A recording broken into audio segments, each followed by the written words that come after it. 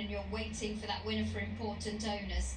And look, in these circumstances too, Alex, it's just really unsatisfactory, isn't it? Yeah. And look, this issue of interference and the way it's stewarded has been something that, you know, we in this channel, I personally have been going on about for many years, and like it's something that makes me deeply uncomfortable and has for a long time, because there's a view there that the stewards are so weak in how they enforce the rules that it enables this casual carelessness amongst the jockeys.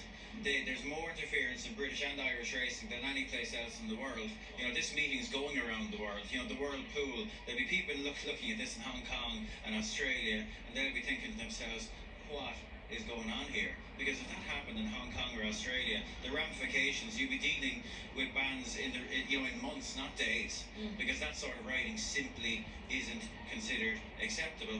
First, the reasons couldn't be more obvious because of the risks.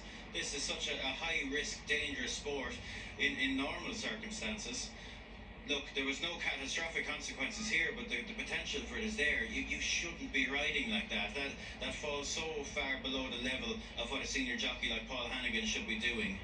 And the fact that he was happy to continue using his stick in his right hand there, you know, for me that's indicative of the stewarding and the way the rules are enforced here. If the stewards were much tougher in this type of thing, Paul Hannigan would have put his two hands back on the reins far before where we are in that footage and straightened this horse, who was the best horse in the race, but he felt enabled enough to keep whacking away there and causing severe interference to his inside. Yeah, and Freddie, we know the seriousness of the consequences when these things go horribly wrong, and it's a bit like watching someone on the motorway driving like in a reckless fashion and saying, oh well, it's not dangerous because they didn't cause a crash. Actually, it's irrelevant, isn't it?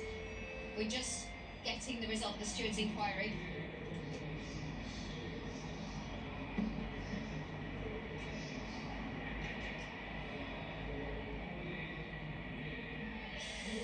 So interesting there, Kevin. And Freddie, I'll come to you in a second, because they've decided that hasn't improved the placing of the Riddler, so they've announced the weighed-in signal, which means that he keeps the race, obviously. We know that Paul Hannigan's going to be in hot water regardless, but that's something that you don't think sits comfortably. He's just committed a professional foul, and